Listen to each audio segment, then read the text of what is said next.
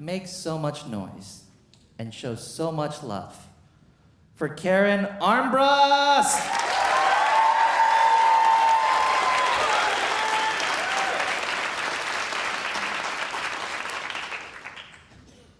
Dr. Freund, if you're listening, you can find it in the back, 8 feet in from the left and under the trailer.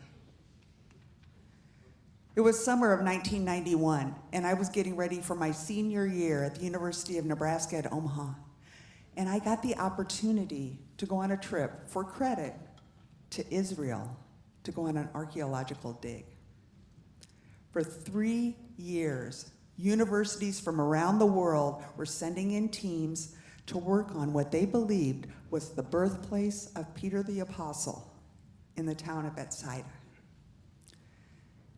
While we were there, our team stayed at Kibbutz Gadol, just a bit at the tip of the Sea of Galilee. It was hard work and hot. Summers in the Middle East are scorching. Right? We got to work at 5 in the morning and we left at 1 p.m. Now, this is 1991, and we didn't have smartphones, and no one could remember the calculation from Celsius to Fahrenheit. But we knew when we left at 1 p.m. that 44 degrees was really hot. Now, put away your cell phones, all right? It's 111.2. And it was just getting started. So for most of us, it was hot, back-breaking work. We worked on each section, clearing off layer by layer, digging dirt, hauling dirt and rocks, trying to be as careful as possible so we don't miss anything. It was brutal. It really was brutal. I actually thought I found a skeleton once. No, it was just calcified tree branches. But for a moment there, I thought, maybe I won the jackpot. But mostly what we found were pottery shards. Lots of pottery shards. There was one job that didn't seem so hard, and that was the washing of the pottery shards. Oh yes. Every day, someone would get chosen to stay behind to wash the shards. It was always the same guy. Always staying behind in the AC without shovels or brushes, washing the shards. Well, I thought that the state of affairs was very unfair, so I raised a stink about the whole thing. And the next day, I was chosen to remain behind to wash those pottery shards.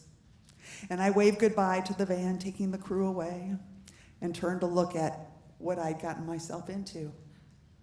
13 pails of pottery shards.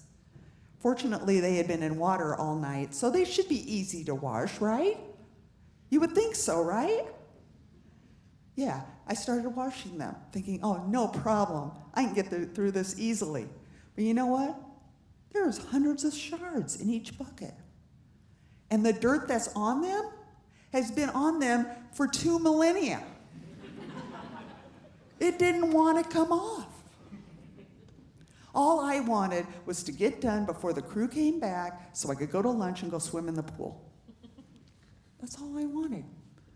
So there I am, just washing the shards, struggling and scraping and scrubbing and just carrying on and getting more and more frustrated. I didn't even have time to take a break, and my arms and hands just felt like they were going to fall off. I got 11.5 buckets in when I realized the crew was on their way back. And I lost my mind. So I took that bucket of pottery shards and I went behind the trailer. About 8 feet in from the left. And I looked around to make sure nobody was looking at me. And then I got under the trailer and I reburied those pottery shards.